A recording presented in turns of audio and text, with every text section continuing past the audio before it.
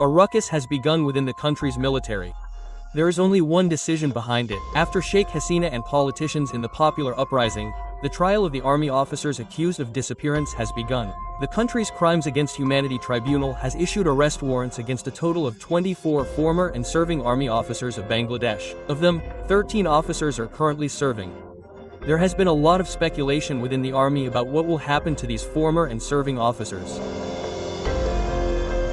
It is learned that Army Chief Waqaruzaman is under great pressure. There are various opinions for and against whether the accused officers will be tried under the Army Act or in the International Crimes Tribunal in accordance with the Criminal Code. However, the possibility of an army mutiny is the most discussed. Many believe that the way the army is divided over the accusation of 24 officers with serious crimes cannot rule out the possibility of major unrest. In this situation, doubts have arisen about Army Chief Waqaruzaman's visit to India this month. He is scheduled to arrive in Delhi in the middle of this month to attend two important international forum conferences. It is believed that his Delhi visit will be cancelled. He made the announcement in advance due to the finger being raised against the army chief. The work of army officers who are in charge of other security agencies apart from the army is being seen as being compromised. If they do anything against the rules, they will be punished. Prosecutor Tahul Islam is playing the biggest role in the trial of bigwigs. Journalist Khalid Mohiuddin once asked advisor Asif Nazrul, "Why should Tahul, the lawyer of Jamaat leaders, be given the responsibility of the prosecutor? Couldn't someone from BNP be given the responsibility?" Asif Nazrul ended by laughing and saying that Mohiuddin tried, but no one agreed. "If you can, bring it, I will give the responsibility." Despite continuous pressure and threats, Tahul presented this investigation report where political parties are trembling with fear. He has shown courage. It is alleged that the accused army officers were involved in various types of crimes against humanity during Sheikh Hasina's era. The Bangladesh government's complaint filed in the criminal tribunal has led to two separate cases. One is the much-discussed Ainagar case. During Hasina's time, opponents of the government were kept in a mirror room. In that secret cell, there was no way to see anything except their own shadow.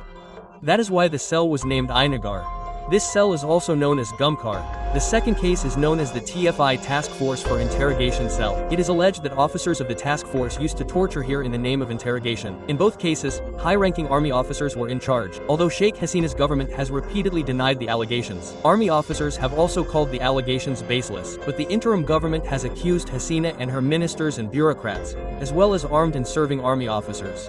In these two cases, the allegations were mainly against the Army Intelligence Agency DGFI and the Adar military force RAB of inhumane behavior. In October 2022, the United States imposed a travel ban on several top RAB officials in the United States. Acknowledging this allegation, Bangladeshi opposition parties have repeatedly alleged that Hasina's government committed disappearances, abductions, and torture during her tenure. Meanwhile, the government has already made some important amendments to the International Criminal Tribunal for the Crimes Against Humanity Act of 1973.